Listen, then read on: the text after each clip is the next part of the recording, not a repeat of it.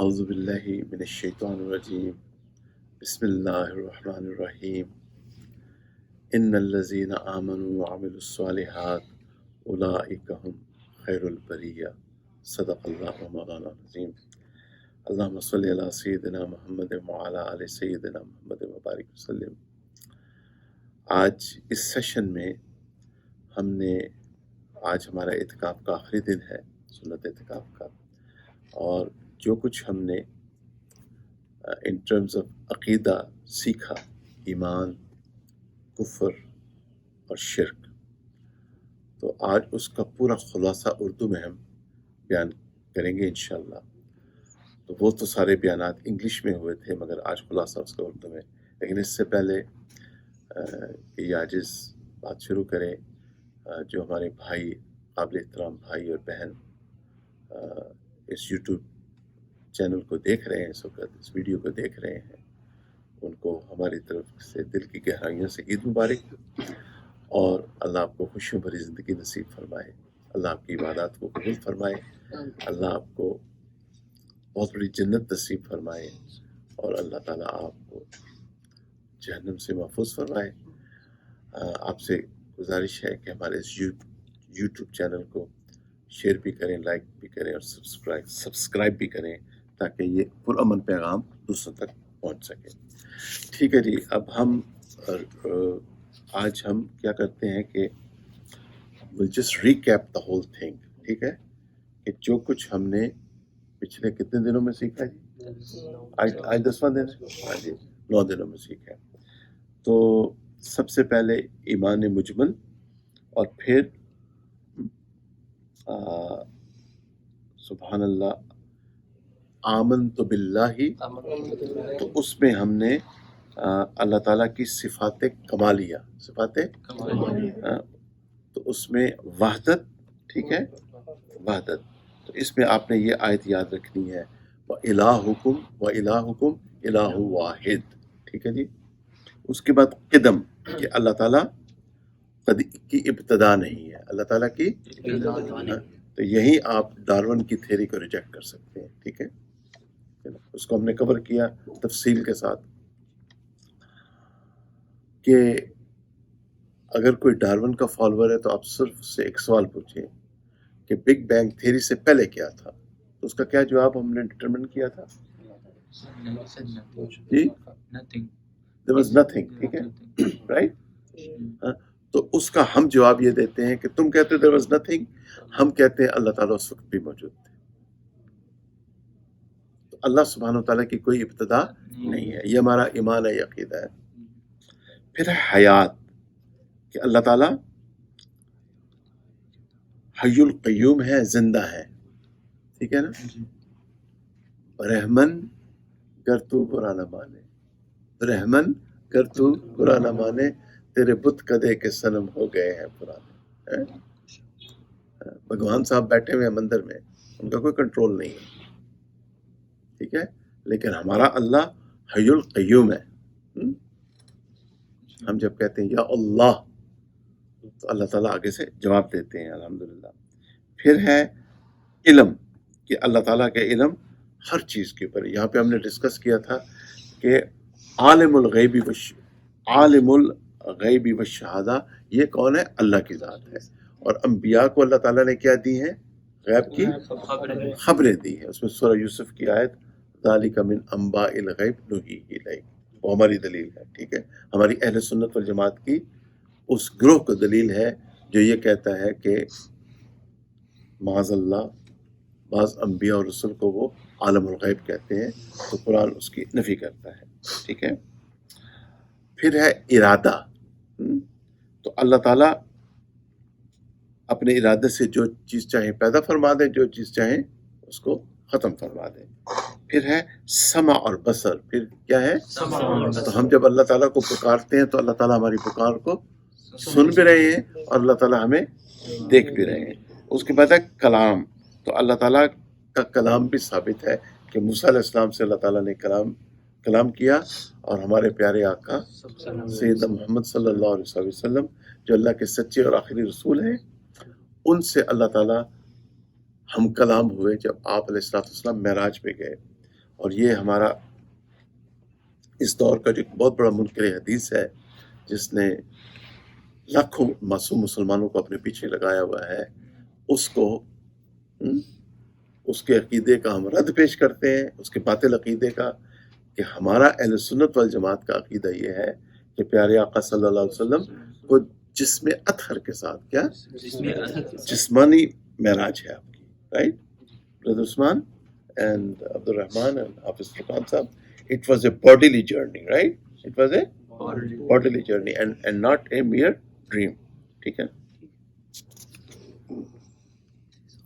اس کے بعد ہے خلق و تنوین. کیا ہے؟ اللہ تعالیٰ نے ہر چیز کو تخلیق فرمائی اور اللہ تعالیٰ ہر چیز کو وجود میں لے کے آئے. ٹھیک ہے جی. تو یہ آمنت باللہ کے ضمن میں آ گیا. ٹھیک ہے. پھر آگے ہے وملائکتہ، آمنت باللہ والملائکۃ، تو فرشتوں پہ ایمان. ٹھیک ہے. تو وہ تو اس میں تو کوئی مسئلہ نہیں ہے ہمارا، ہے سب کو واضح ہے مسئلہ وہ. اور اس کے بعد ہے وَرُسُلِهِ، رسول ہی نہیں ہے،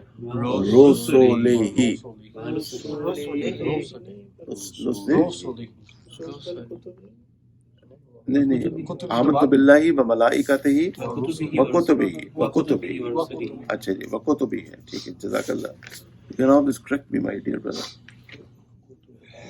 نہیں ہے آمنت باللہ وملائکتہ وکتبہ ورسلہ. ہاں تو we are right. ہم کو تو کتبی میں آپ نے، چونکہ ہم یہ تفصیلات تو ہم نے کور کر چکی ہیں، وہ یوٹیوب پہ آ گئے ہیں بیان، یہ ابھی آئیں گے، اللہ کرے آ جائے. آمین. تو اللہ کی مخلوق کو فائدہ ہو جائے. ان پہ ذرا توجہ فرمائیے گا. ٹھیک ہے. اچھا، اللہ آپ سے راضی ہو، اللہ آپ حضرات سے راضی ہو. اچھا، اب آپ نے کیا کرنا ہے کہ کتب ہی میں اس بات کہ قرآن اپنی اصل صورت میں، اگر کوئی یہ کہے کہ قرآن اپنی اصل صورت میں نہیں تو پھر وہ دائرہ اسلام سے خارج ہو گیا، ان کا اسلام سے کوئی تعلق نہیں. ٹھیک ہے. یہ عقیدہ ہم نے مضبوط رکھنا ہے. اس کے بعد ہے وَرُسُلِهِ، تو اس میں اس بات کو دو چیزیں ذہن نشین کرنی ہے. نمبر ایک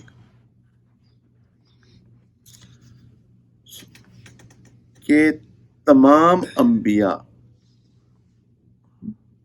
وہ بشر ہوتے ہیں. وہ کیا ہوتے ہیں؟ بشر ہوتے ہیں. ٹھیک ہے. نہ وہ جنات ہوتے ہیں نہ وہ ملائکہ ہوتے ہیں. یہ ہمارا اہل سنت والجماعت کا عقیدہ ہے. اور اگر کوئی گروہ رسول اللہ صلی اللہ علیہ وسلم کی بشریت کا انکار کر رہا ہے تو وہ بالترتیب قرآن کی بہت ساری آیات کا انکار کر رہا ہے.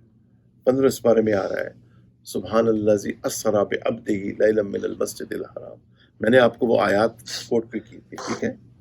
سورہ کاف کی ابتدا میں آ رہا ہے. ٹھیک ہے نا.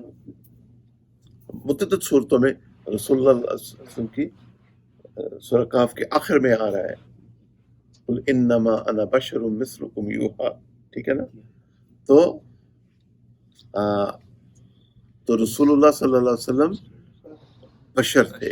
آپ کے والد کا نام عبداللہ تھا، آپ کی والدہ کا نام آمنہ تھا. ٹھیک ہے. آپ اسماعیل علیہ السلام کی اولاد میں سے تھے. آپ کو بھوک لگتی تھی، آپ کو پیاس لگتی تھی، آپ نے شادیاں فرمائیں. تو آپ کی بشریت کا انکار یہ اہل سنت والجماعت کے عقیدے کا انکار ہے. ٹھیک ہے. لیکن ہم نے تکفیر نہیں کرنی. ٹھیک ہے. کسی کلمہ کو مسلمان کو کافر نہیں کہنا. ٹھیک ہے. یہ مفتیان حضرات کا کام ہے.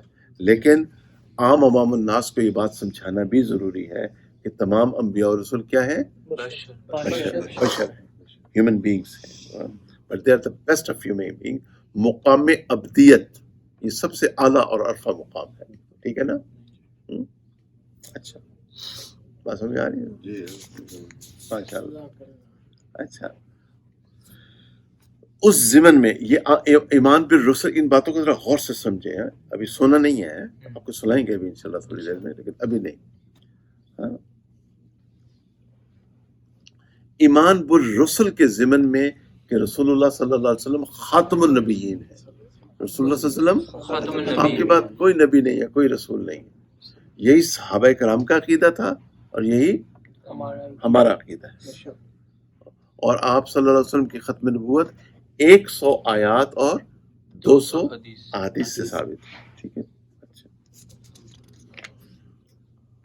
پھر تمام صحابہ کرام جنتی ہیں. ہاں، اس ضمن میں ایک بڑی اہم بات حضرت نے لکھی تھی. اچھا،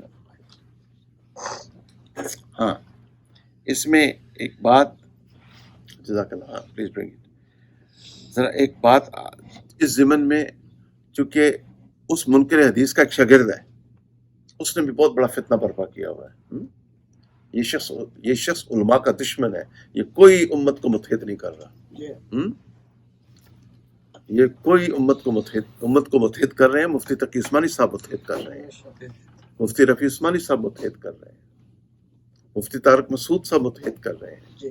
ماشاء اللہ ہمارے قابل احترام علماء جو جامعۃ الرشید میں بیٹھے ہوئے ہیں، ماشاء اللہ آپ کے مسائل کا حل، مفتی محمد صاحب اور مفتی فیصل صاحب اور دیگر جو بڑے علماء ہیں ماشاء اللہ، اور ان کے پاس ماڈرن ایجوکیشن بھی ہے، یونیورسٹی کی ایجوکیشن بھی ہے ان میں سے بعض کو، اور ساتھ وہ مفتی بھی ہیں، عالم بھی ہیں. یہ حضرات امت کو متحد کر رہے ہیں. وہ شخص بالکل امت کو متحد نہیں کر رہا. وہ شخص تو بہت بڑا فتنہ ہے معاذ اللہ. سنیں ذرا غور سے، یہ باتیں بہت ضروری ہیں. کسی ادنا سے ادنا صحابی کے بارے میں بھی ذرا سی میل آ گئی نا، انا للہ و انا الیہ راجعون، ڈر جائیں اللہ سے، اتق اللہ. اچھا، تو حضرت علی، سیدنا علی، حضرت سیدنا معاویہ اور سیدہ عائشہ کہ جو بھی اختلافات ہیں ان پہ ہم خاموشی اختیار کریں. ہمیں کوئی حق نہیں ہے اس پہ زبان درازی کریں. ٹھیک ہے جی. اچھا، ایک بات، یہ فتویٰ لکھا ہے عمدۃ الفقہ میں پیج 28 میں. حضرت امیر معاویہ رضی اللہ عنہ وغیرہ صحابہ کو برا کہنا کفر کے حد تک پہنچا دیتا ہے. کیا لکھا انہوں نے؟ کفر کے حد تک پہنچا دیتا ہے. یعنی یہ اتنی خطرناک بات ہے. اور پھر اس سے پرہیز لازمی ہے. اور اچھا، اور اما عائشہ رضی اللہ عنہ پر تہمت افک لگانے والا منکر قرآن اور صریحاً کافر ہے. اگر معاذ اللہ تو ان کے ساتھ نہ غمی کریں اور نہ ہی خوشی، دور رہیں. پرہیز لازم ہے. ٹھیک ہے نا، اس میں ایمان کی پروٹیکشن ہے. اچھا، تو یہ سبحان اللہ. اچھا،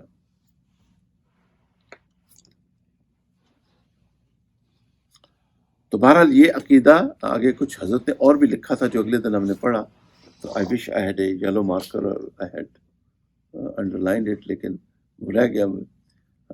حضرت نے کچھ اور بھی لکھا تھا، پھر مجھے اسے دوبارہ دیکھنا پڑے گا. تو بہرحال یہ عقیدہ رکھنا کہ تمام کے تمام صحابہ کرام جنتی ہیں، اس پہ قائم و دائم رہیں.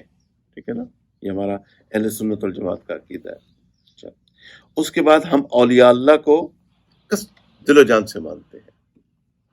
جتنے بھی اولیاء اللہ گزرے ہیں، خواجہ معین الدین چشتی رحمۃ اللہ علیہ، شیخ عبد القادر جیلانی رحمۃ اللہ علیہ، جی ماشاء اللہ، حضرت جنید بغدادی رحمۃ اللہ علیہ، شمس تبریز رحمۃ اللہ علیہ، جتنے بھی اولیاء گزرے ہیں ہمارے سروں کے تاج ہیں. ہم ان سے دل و جان سے محبت کرتے ہیں. ٹھیک ہے، مگر ہم ان کو پکارتے نہیں ہیں کیونکہ وہ شرک ہے. پکارنا صرف اللہ کی ذات ہے، اللہ کی ذات ہے. اچھا،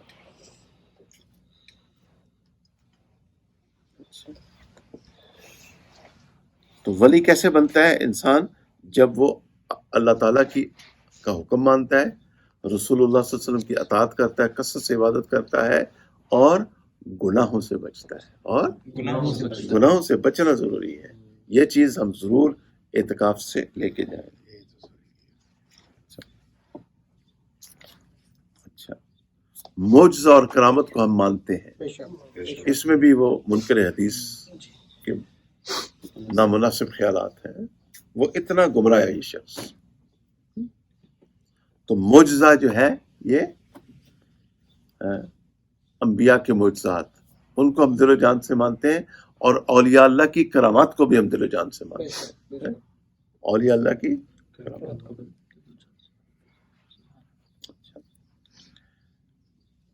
اچھا یہ تفصیل کہاں تک کس میں آتی ہے؟ ایمان بالرسل میں، ٹھیک ہے نا. آمنت باللہ و ملائکتہ و کتبہ و رسلہ والیوم الآخر.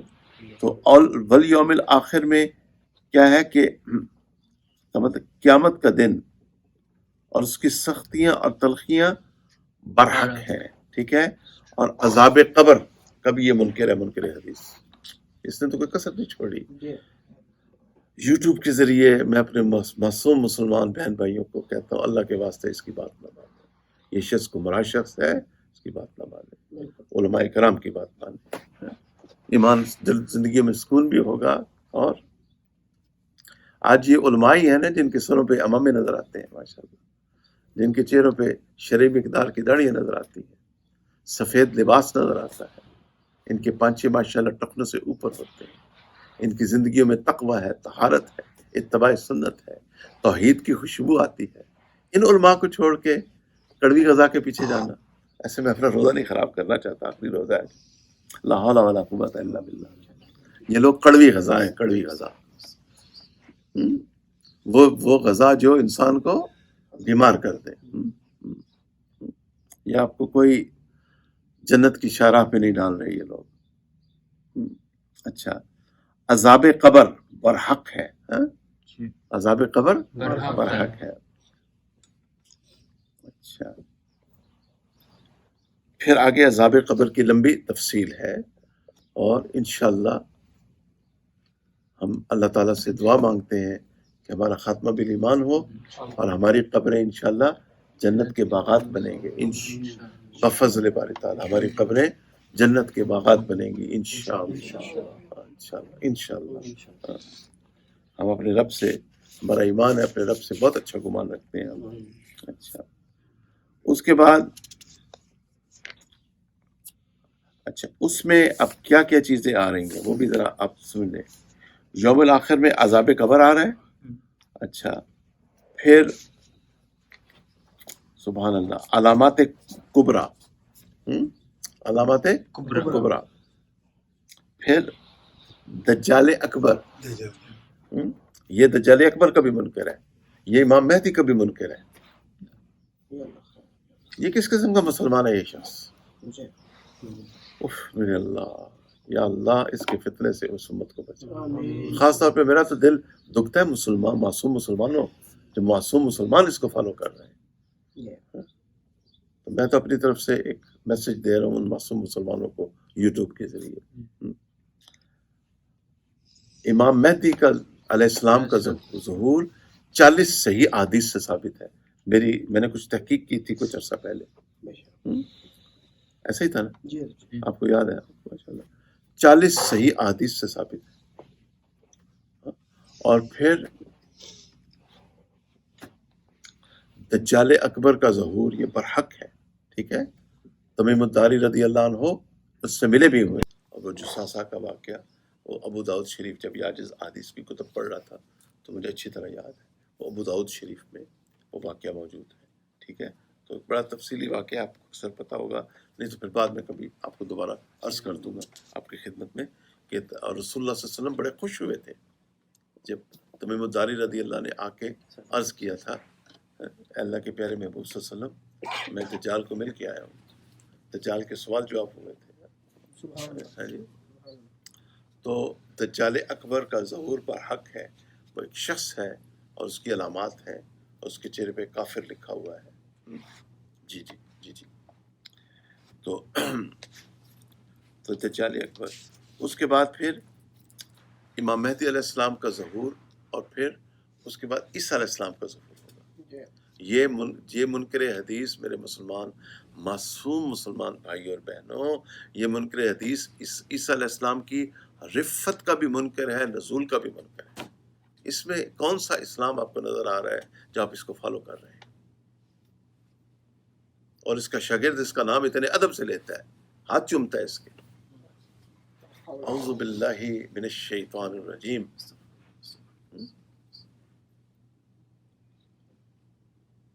شریف آدمی تمہیں مولانا مکی حجازی صاحب میں خیر نظر نہیں آتی اور اس میں خیر نظر آتی ہے. تمہارا تو دل اندھا ہو چکا ہے. تمہیں مفتی تقی عثمانی صاحب اور مفتی طارق مسعود صاحب میں خیر نظر نہیں آتی اور اس میں خیر نظر آتی ہے. اور پتہ نہیں کتنے لوگ فالو کر رہے ہیں. یہ سب علامات قیامت ہے، سب علامات قیامت. میرے اللہ، بندہ کانپ جاتا ہے. الامان والحفیظ، الامان والحفیظ. اچھا اب آگے چلیں. جس شخص نے نبی کریم صلی اللہ علیہ وسلم جس شخص نے عیسیٰ علیہ السلام بدنصیب انسان نے جس شخص نے نبوت کا دعویٰ کیا ہندوستان میں، اس بدنصیب انسان نے، یہ پہلا غالباً اسلامی تاریخ میں ہے بندہ جس نے عیسیٰ علیہ السلام کی رفت اور نزول کا انکار کیا ہے. اور یہ منکر حدیث دوسرا بندہ ہے. آپ تصور تو کریں، اجماع امت سے ثابت ہے. اور میرا اس عاجز کا یوٹیوب پہ ایک بیان ہے عیسیٰ علیہ السلام کے اوپر، 2 بیانات ہیں. اس میں میں نے اجماع امت کی ریفرنسز دیے ہیں، وہ آپ سن لیں. تو ابھی تو موقع نہیں ہے. تو عیسیٰ علیہ السلام کی رفت اور نزول یہ کس سے ثابت ہے؟ اجماع امت سے ثابت ہے. اور اجماع امت کا انکار بالکل نہیں کر سکتے آپ. آج سمجھ میں آ رہی بات ہے؟ اچھا اس کے بعد پھر آگے تقدیر آ رہی ہے. والقدر خیرہ و شرہ من اللہ تعالیٰ. تو اس میں تقدیر کی کتنی قسمیں ہیں؟ 2. ایک ہے مبرم، وہ تبدیل نہیں ہوتی. ایک معلق ہے، وہ تبدیل ہوتی ہے. تو مبرم تبدیل نہیں ہوتی، تو اس لیے اپنا عقیدہ کی حفاظت فرمائیں. مبرم، تقدیر مبرم بالکل ہے. معلق وہ تبدیل ہوتی ہے، اس کا تعلق ہمارے اعمال کے ساتھ ہے، اچھے اور برے اعمال کے ساتھ. پھر ہے والبعث بعد الموت، کہ موت کے بعد ہم دوبارہ اٹھائے جائیں گے. تو یہ ہمارا عقیدہ مکمل ہو گیا. آمنت باللہ و ملائکتہ، آمنت باللہ و ملائکتہ و کتبہ و رسلہ والیوم الآخر والقدر خیرہ و شرہ من اللہ تعالی والبعث بعد الموت. اس کے بعد آپ آئیں جی کفر کی طرف. کفر کس کو کہتے ہیں؟ ٹھیک ہے. اچھا کفر کی تعریف یہ ہے. تو کفر میں چند چیزوں کو آپ سمجھیں. ایک ہے کفر کی ڈیفینیشن. ایک کیا ہے؟ نمبر 2 ہے شرائط لزوم کفر. نمبر 2 کیا ہے؟ جو وہ کنڈیشن جو کفر کو لازم کرتی ہیں. اور نمبر 3 ہے احکام کفر. نمبر 3. تو یہ بات سمجھ میں آ رہی ہے؟ ایک ہے ڈیفینیشن، دوسرے کیا ہے شرائط لزوم کفر، اور تیسری کیا ہے احکام کفر. اچھا اب یوٹیوب کے ذریعے میں عرض کر رہا ہوں اپنے بھائیوں کو اور بہنوں کو، اب ان باتوں پہ آپ نے مجھ پہ ناراض نہیں ہونا. یہ چونکہ آگے ہمیشہ کی جنت اور ہمیشہ کی جنت ہے. میرا جنت کا بیان تو اردو میں آ چکا ہے، اردو میں تھا نا وہ. ہاں جی، توبہ اور جنت. تو جہنم کا بیان جو ہے وہ ہم نے ریکارڈ کیا تھا اور وہ ہم نے ریلیز بھی کرنا تھا، مگر شیطان نے ایسا کھیل کھیلا کہ وہ مل نہیں رہا. تو اس کو ہم دوبارہ ریکارڈ کریں گے انشاءاللہ. اچھا بشرط زندگی. تو ڈیفینیشن کیا ہے کفر کی؟ جو کچھ اللہ تعالیٰ نے نبی علیہ السلام رسول اللہ صلی اللہ علیہ وسلم پہ نازل کیا اس سے انکار کفر ہے، اگرچہ وہ ایک ہی چیز کا کیوں نہ ہو، بشرطے کہ وہ بالاتفاق تواتر سے ثابت ہو. بالاتفاق ٹھیک ہے. شرائط لزوم کفر قصد اور ارادہ سے ہو، اس میں انٹینشن کا ہونا ضروری ہے. اسی لیے میں قربان جاؤں امام ابو حنیفہ رحمۃ اللہ علیہ کی فقاہت کے. یقین مانیے آپ اسلامک تاریخ مکمل ہی نہیں کر سکتے امام صاحب کے بغیر. میری ایک انڈرسٹینڈنگ ہے، ہمبل انڈرسٹینڈنگ. آپ اسلامک تاریخ حضرت حسن کے بغیر مکمل نہیں کر سکتے. چونکہ حضرت حسن رضی اللہ عنہ فدا ابی امی، انہوں نے ایک بہت بڑا کردار انجام دیا ہے اسلامی تاریخ میں. انہوں نے جب صلح کی سیدنا امیر معاویہ رضی اللہ عنہ سے، سیدنا امیر معاویہ رضی اللہ عنہ پہ تنقید کرنے والوں کے منہ پہ خاک. اللہ تم پہ رحم فرمائے، جب سیدنا حسن رضی اللہ عنہ نے ان کی بیعت کی ہے. تمہاری عقل میں ایک بات سمجھ میں نہیں آ رہی؟ کیا ہو گیا تمہاری عقلوں کو؟ سیدنا حسن رضی اللہ عنہ نے ان کی بیعت کی اور 10 سال کی خانہ جنگی ختم ہو گئی. تو میرا ایک اپنا مزاج ہے، اس کے مطابق عرض کر رہا ہوں کہ سیدنا حسن رضی اللہ عنہ کے بغیر بھی اسلامک تاریخ مکمل نہیں ہوتی، اور امام ابو حنیفہ رحمۃ اللہ علیہ کے بغیر بھی. چونکہ امام صاحب کا ایک بہت بڑا رول یہ ہے کہ جب خوارج بات بات پہ مسلمانوں کو کافر کہہ رہے تھے، اس وقت انہوں نے فرمایا، خوارج سے مناظرے کیے آپ نے، اور آپ نے کہا کہ کسی کلمہ کو مسلمان کو، you understand brother Usman what I'm saying? You understand? Yes? At that time Imam Abu Hanifa rahmatullah alayhi said, if a person says La ilaha illallah Muhammad Rasulullah and he's Muslim, you cannot call him a kafir. آپ اس کو کافر نہیں کہہ سکتے. اور امام صاحب کا یہ احسان آج تک امت کو تو چاہیے ان کے لیے دعائیں کریں. اگر آپ حنفی المذہب نہیں ہیں, I will still respect you. You still our Muslim brother and sister. لیکن کم از کم حقائق کو تو تسلیم کریں نا.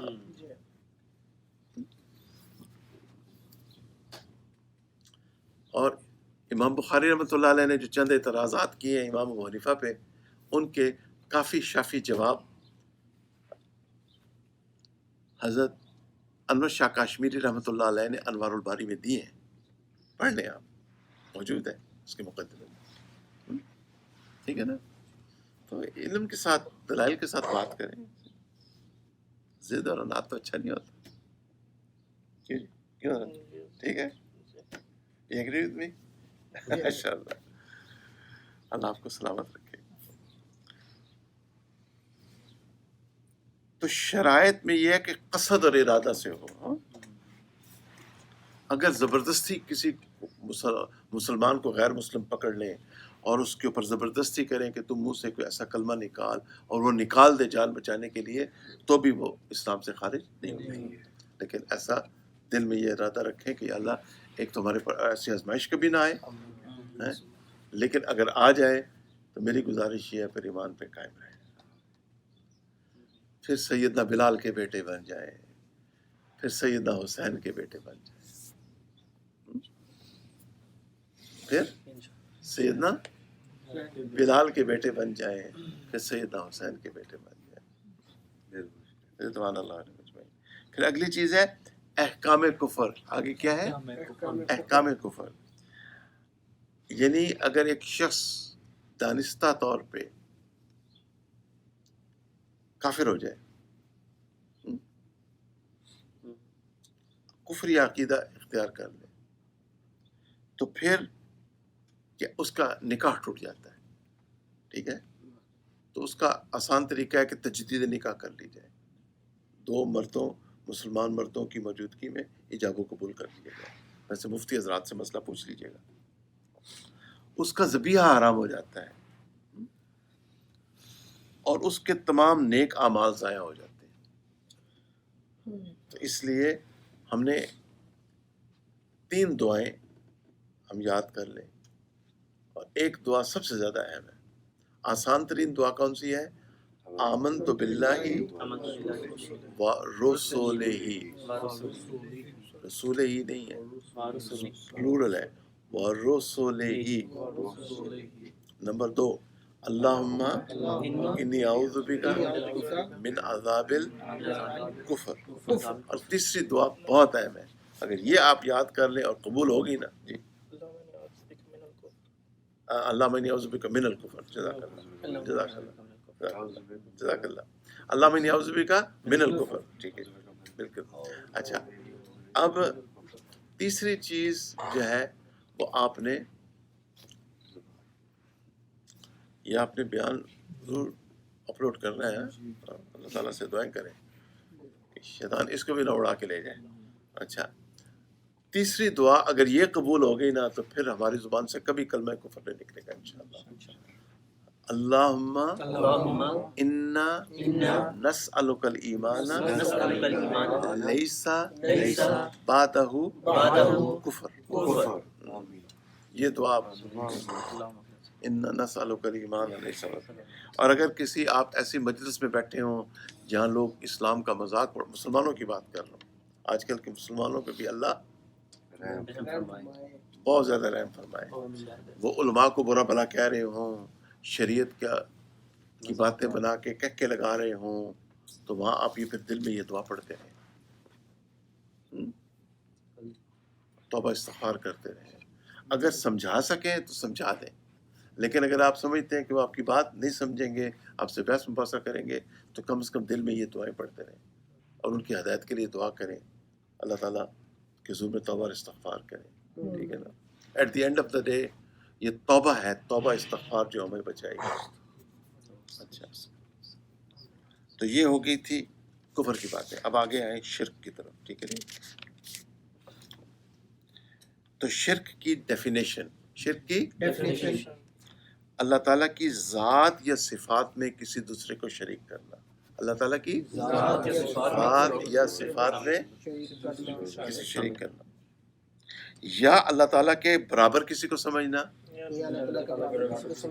یا اللہ تعالیٰ کی مخصوص تعظیم و عبادت اور فرما برداری میں کسی کو ملانا، برابر کرنا، خواہ وہ کوئی بھی کیوں نہ ہو، اس کو شرک کہتے ہیں.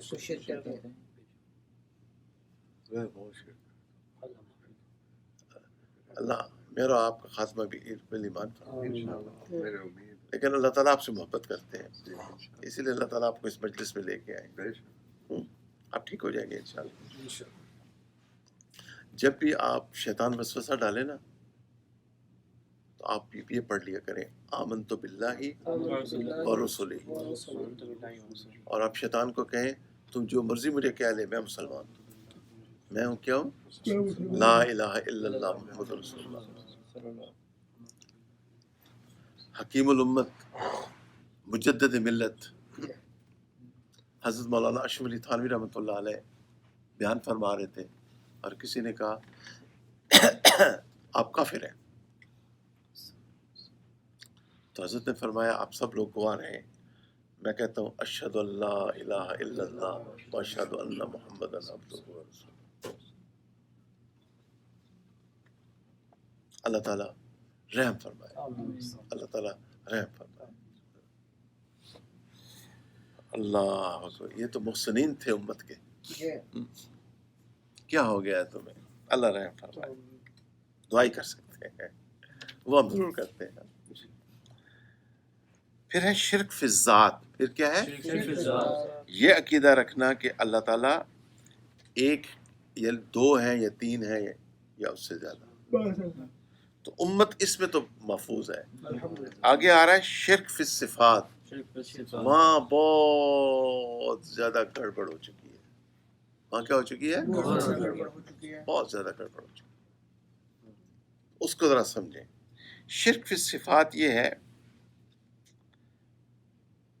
کہ فلاں پیغمبر، فلاں نبی یا رسول یا ولی وغیرہ خود از خود علم غیب جانتے تھے، یا پیغمبروں، اس سے مراد ولی اور رسول دونوں ہو گئے، اور ولیوں کو غائب و حاضر، قریب و بعید، ماضی حال، مستقبل وغیرہ سب کی اللہ تعالیٰ کی طرح خبر ہے، یا ان کو اللہ تعالیٰ کی طرح ذرہ ذرہ کا علم ہے، اور وہ اللہ تعالیٰ کی طرح ہمارے حالات سے واقف ہے. تو یہ ہے شرک فی العلم. یہ کون سا شرک ہے؟ کیا کہ حضرت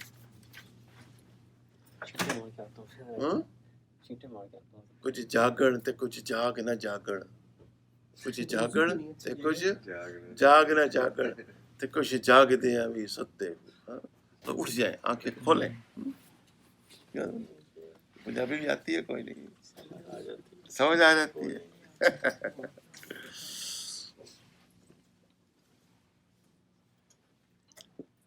اچھا، دوسرا ہے شرک فی القدرت. دوسرا کیا ہے؟ شرک فی القدرت، کہ اللہ تعالیٰ کی مانند نفع اور نقصان،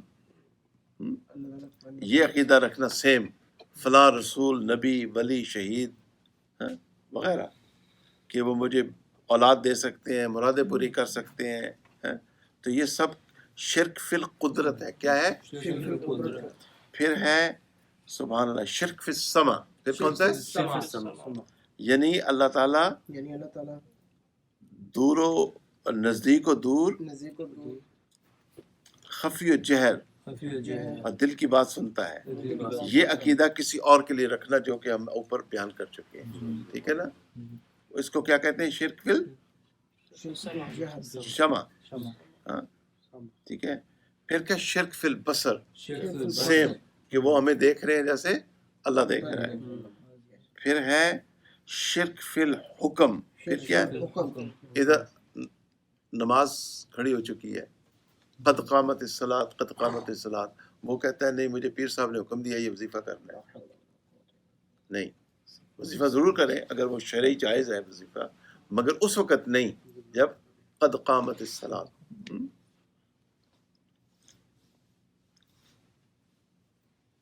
پھر شرک فی الحکم. اچھا، یہ عقیدہ رکھنا کہ جی فلاں بزرگ لاہور میں رہتے ہیں یا دلی یا بمبے میں رہتے ہیں یا ڈھاکہ یا چاٹ گام میں رہتے ہیں، تو جی نماز کیوں نہیں پڑھی؟ تو کہا جی کہ وہ نماز مکہ مکرمہ اور مدینہ منورہ میں پڑھ رہے ہیں. ٹھیک ہے، یہ کوئی کانسیپٹ نہیں ہے اسلام میں. اس کا اسلام میں کوئی کانسیپٹ نہیں. یہ باتیں بنائی گئی ہیں اور جس کی وجہ سے عوام الناس بے نمازی بنے. کیوں کہ اللہ تعالیٰ فرماتے ہیں، اب ہم شرک فی الحکم کی بات کر رہے ہیں. ٹھیک ہے، اس وقت اللہ تعالیٰ فرماتے ہیں کلام پاک میں سورہ ہجر کی آخری آیت میں وَاعْبُدْ رَبَّكَ حَتَّى يَأْتِيَكَ الْيَقِينُ. اے میرے حبیب صلی اللہ علیہ وسلم، آپ اللہ کی عبادت کریں یہاں تک کہ آپ اس دنیا سے پردہ فرما جائیں. ٹھیک ہے، تو جب نماز کا وقت آیا تو پیارے آقا صلی اللہ علیہ وسلم نے نماز ادا فرمائی. جب نماز کا وقت آیا تو سیدنا ابوبکر صدیق رضی اللہ عنہ نے نماز ادا فرمائی، سیدنا عمر رضی اللہ عنہ نے نماز ادا فرمائی، سیدنا عثمان و علی رضی اللہ عنہما نے نماز ادا فرمائی. اور خاص کربلا میں جب جنگ ہو رہی تھی سیدنا حسین رضی اللہ عنہ نے نماز ادا فرمائی. بلکہ جو تقریر فرمائی سیدنا حسین رضی اللہ عنہ نے، انہوں نے فرمایا تم جانتے ہو میں کون ہوں؟ میں نواسہ رسول ہوں اور میری نماز زندگی میں کبھی قضا نہیں. یہ بات فرمائی حضرت نے. میری بات سمجھ میں آ رہی ہے؟ تو ایسا کوئی کانسیپٹ نہیں ہے اسلام میں کہ آپ کی روح، آپ کا جسم موجود ہے لاہور میں یا بامبے میں یا دلی میں یا چاٹ گام یا ڈھاکہ میں اور آپ مکہ مکرمہ مدینہ منورہ میں نماز. آپ خواب تو دیکھ سکتے ہیں، یہ تو عام مسلمان بھی دیکھتے ہیں، لیکن کہ حضرت نماز کیوں نہیں پڑھ رہے؟ حضرت ادھر نماز پڑھ رہے ہیں. تو حضرت کو جب بھوک لگتی ہے، وہاں تو ابراہیم علیہ السلام کی دعا سے 12 مہینے پھل ملتے ہیں، ہر نعمت ملتی ہے مکہ مکرمہ میں. ہاں جی، تو پھر کھانا کیوں نہیں کھایا حضرت نے وہاں پہ؟ سوچنے کی بات ہے نا. اتنا شریعت کو سمجھیں، شریعت کو سمجھیں. اللہ یار صاحب، اس سے پہلے کہ میں آپ کو اللہ دیتا کہوں، آنکھیں کھولے، آنکھیں کھولے. ہاں، مجھے بھی اولیاء اللہ سے بڑی محبت ہے. خواجہ معین الدین چشتی رحمۃ اللہ علیہ تو عشاء کے وضو سے فجر کی نماز پڑھتے تھے. آپ کہاں سے یہ باتیں بنا لائے ہیں اور عوام الناس کو مس لیڈ کر رہے ہیں بیچارے. مجھے عوام جو عام مسلمان ہیں ان کا بڑا غم ہے میرے دل میں کہ اللہ کیوں براہ روی کا شکار ہے. اللہ تو شرک فی الحکم سمجھ لیا آپ نے. تو اللہ کا حکم سب سے پہلے.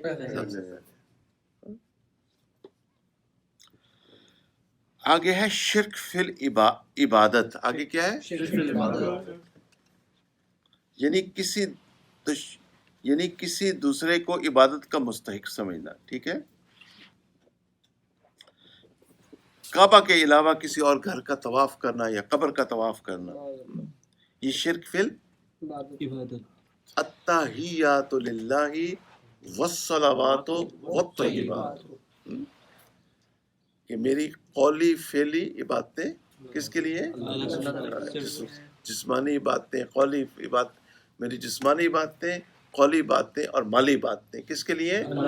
تو شریعت محمدیہ علیہ صاحب صلاۃ السلام میں عبادت کس کے لیے ہے؟ صرف اللہ رب العزت کے لیے اور کسی کے لیے نہیں۔ جی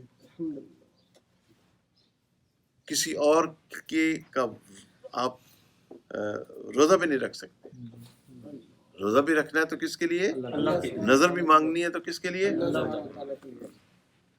تو یہ ہو گیا شرک، ٹھیک ہے جی۔ جی اب ہم آتے ہیں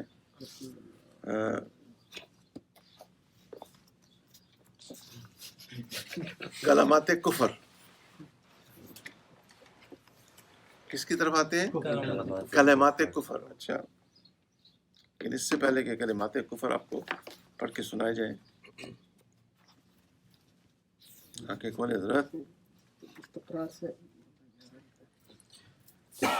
یہ آپ نے دین کا کام کرنا ہے، میں تو آپ کو بہت دعائیں دیتا ہوں، اللہ آپ سے خوب دین کا کام لے۔ تو اچھا جی، ذرا بات ذرا اچھی طرح سمجھیں، ہاں ذرا پلیز، ہاں ذرا جاگے، ہم کو سوتے رہنا اچھا نہیں ہے۔ دو چیزیں کام کریں، نیند کم ہو جائے گی انشاءاللہ۔ ایک، اللہ والوں کی صحبت میں وقت گزاریں، ان سے محبت اور عقیدت کا تعلق رکھیں، اور نمبر دو، ذکر قلبی کثرت سے کریں، مراقبہ، حتیٰ کہ آپ کا قلب جاری ہو جائے، انشاءاللہ نیند کے مسئلے حل ہو جائیں گے۔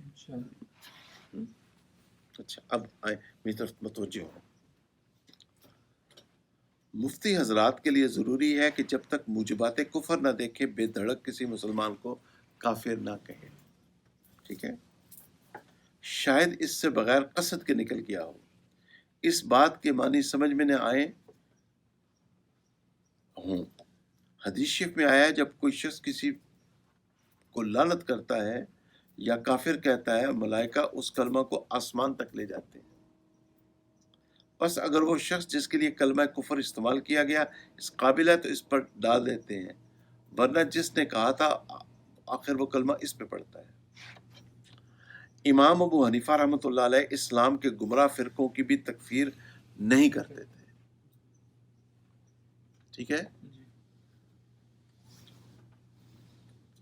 تو میری گزارش یہ ہے کہ سوائے اس گروہ کے جو کھلم کھلا رسول اللہ صلی اللہ علیہ وسلم کی ختم نبوت کا انکار کرتا ہے، باقی جتنے بھی ہیں نا کھینچ تان کے ان کو بس مسلمان ہی سمجھے، لیکن don't fall in love with them ادھر، یہ بھی میں نہیں کہہ رہا، ان سے دور رہیں، لیکن عام مجھے اور آپ کو حق نہیں کہ عام مسلمانوں کو کی تکفیر کریں، تکفیر نہیں کرنی، کسی کلمہ کو مسلمان کو کافر نہیں کہنا، ٹھیک؟ گمراہی تو یقیناً گمراہی تو ہے، اگر کوئی حدیث کا انکار کر رہا ہے تو گمراہ ہے، کوئی معاذ اللہ ائمہ اربعہ کے بارے میں زبان دراز ہے، بہت خطرناک بات ہے، ایمان سلب ہو جاتا ہے بات پہ، یا محدثین کا گستاخ ہے، یا علماء سے نفرت کرتا ہے، تو بڑی بہت ڈرنے کی باتیں ہیں۔ اچھا، امام ابو حنیفہ رحمۃ اللہ علیہ اسلام کے گمراہ فرقوں کی بھی تکفیر نہیں کرتے تھے۔ بعض لوگوں نے ایسا طریقہ اختیار کر رکھا ہے کہ جہاں کسی شخص نے ان کے معتقدات میں خواہ وہ خلاف واقعہ اور خلاف اصل ہی کیوں نہ ہو کسی چیز کا بھی انکار کیا تو اس کو وہ کافر بنا دیا، گویا اسلام نے ان کے معتقدات کو نہ ماننا یا ماننے پر منحصر ہے۔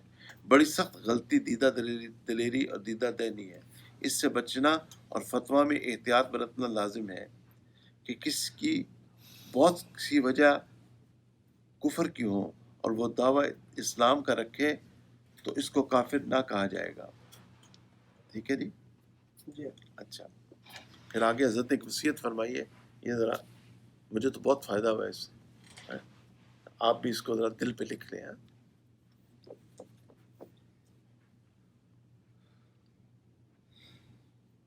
اگر آپ مجھے ٹیکسٹ کریں تو میں یہ اردو میں ہے، میں آپ کو ٹیکسٹ بھی کر دوں گا. اور دعا کریں اگر میں اچھے موڈ میں ہوں تو اس کی انگلش ٹرانسلیشن بھی دے دوں گا. وصیت سنیں. اللہ حضرت سید زوار حسین شاہ صاحب رحمۃ اللہ علیہ کے درجات عالیہ کو بلند فرمائے. فرماتے ہیں ایمان سے زیادہ کوئی نعمت نہیں، اس کی محافظت ہر وقت واجب، اور اس کی زینت و ترقی کے لیے ہر وقت گناہوں سے بچنا اور عبادات میں مصروف رہنا ضروری ہے. کیا پیاری نصیحت ہے، دل سے دعائیں نکلی ہیں.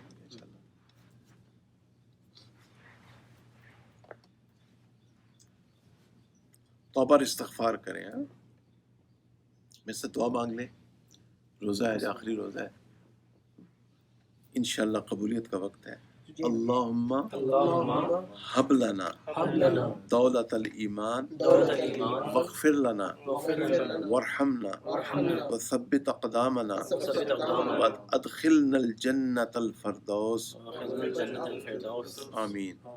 اچھا، اب چند مثالیں جن کو علماء نے کلمات کفر کہا ہے، ٹھیک ہے، لیکن کسی مسلمان کو ہم نے کافر نہیں کہا.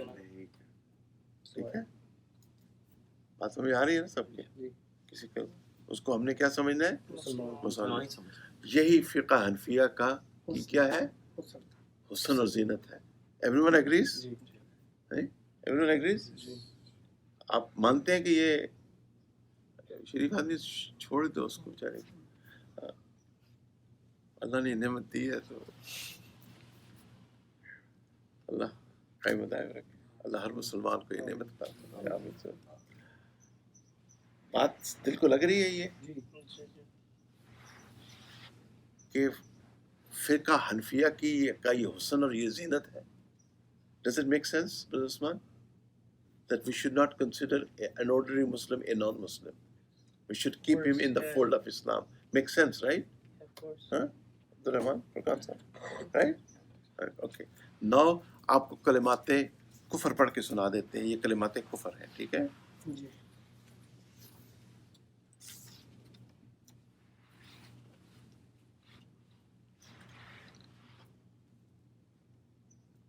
اگر کسی نے کسی کو کہا باجماعت نماز پڑھو، اس نے آگے سے جواب دیا نماز تنہا اکیلی ہے، تو یہ بھی کلمہ کفر.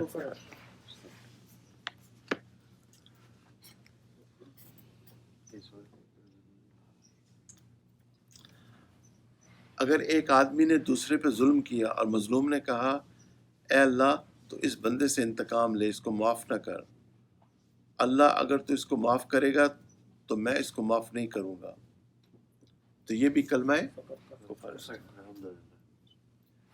اگر کہا میں ثواب و عذاب سے بیزار ہوں تو یہ بھی کلمہ کفر ہے.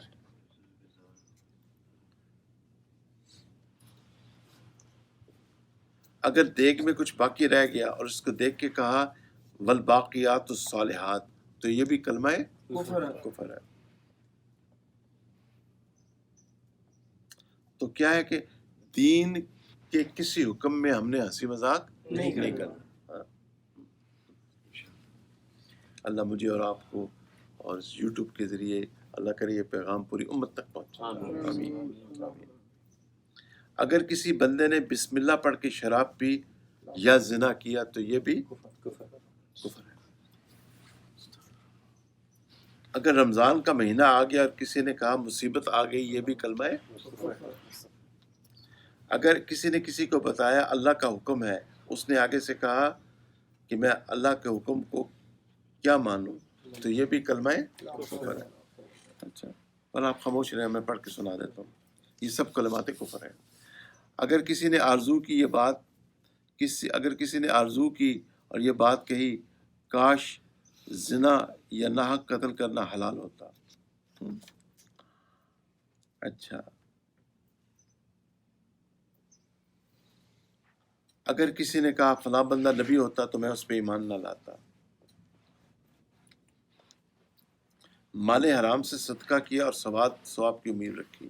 ایک واقعہ میں نے آپ کو سنانا تھا کل، یاد کرائیے گا، میں آخر میں سناتا ہوں آپ کو، جی یاد کرا دیجیے گا، جی پھر اس کے بعد بات ختم کرتے ہیں۔ اگر فقیر کو پتا ہے کہ اس نے مال حرام مجھے دیا ہے اور صدقہ دینے والے کے لیے فقیر نے دعا دی، ٹھیک ہے، یا اللہ خیر۔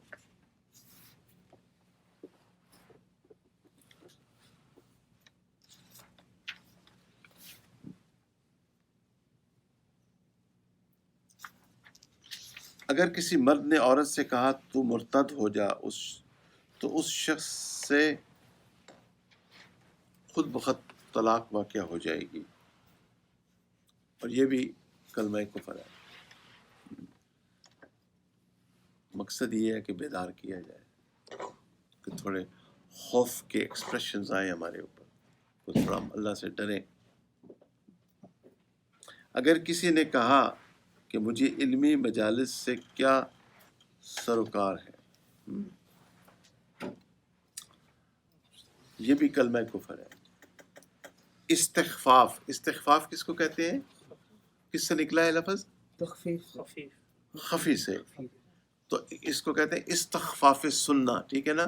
تو دین کے احکامات کا استخفاف نہیں کرنا چاہیے۔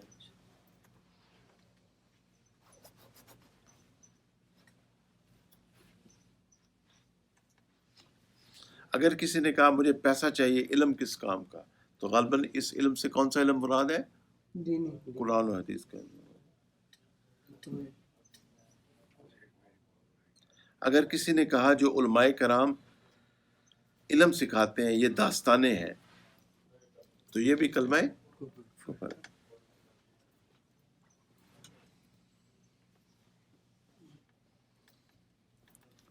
ایک بندے نے کسی کو قرض دیا، اس نے کہا بھائی مجھے میرا پیسہ یہی دنیا میں دے دو، مجھے آخرت میں نہیں چاہیے۔ اس نے جواب میں کہا اگر اور بھی پیسے ہیں تو دے دو، سب آخرت میں لے لینا، یہ بھی کلمہ کفر ہے۔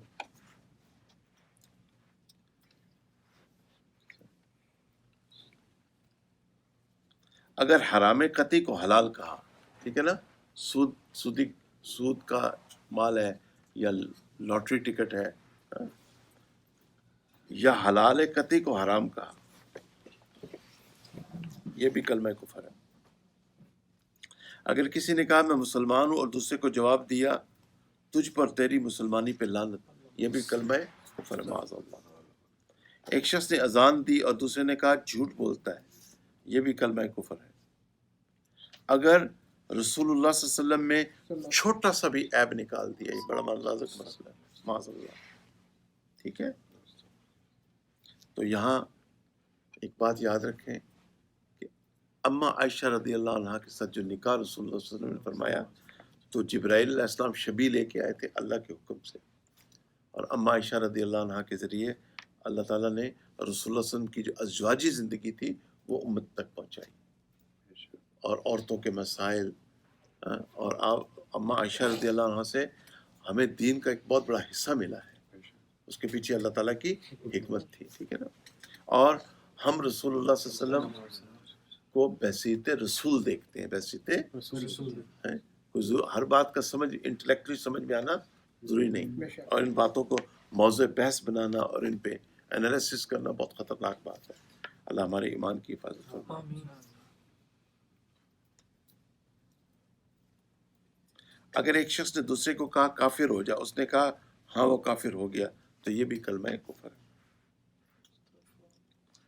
کسی نے کہا مجھے یہ عورت اللہ سے زیادہ محبوب ہے، یہ بھی کلمہ کفر ہے۔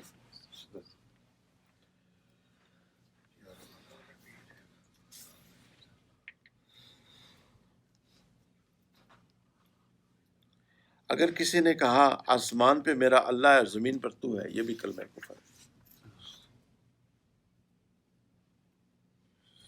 اگر کسی نے کہا میری آنتیں قل ہو اللہ پڑھ رہی ہیں، یہ بھی کلمہ کفر ہے۔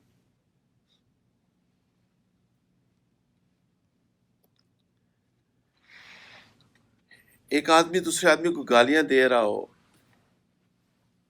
تو اس کے بارے میں یہ کہا جائے کہ وہ صلواتیں سنا رہا ہے، یہ بھی کلمہ کفر ہے۔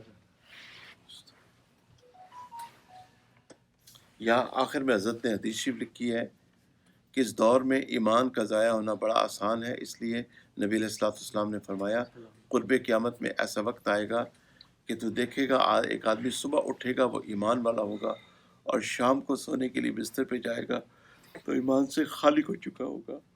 یصبح مومنا ویمسی کافر، صبح کو مومن ہوگا اور رات کو کافر ہوگا.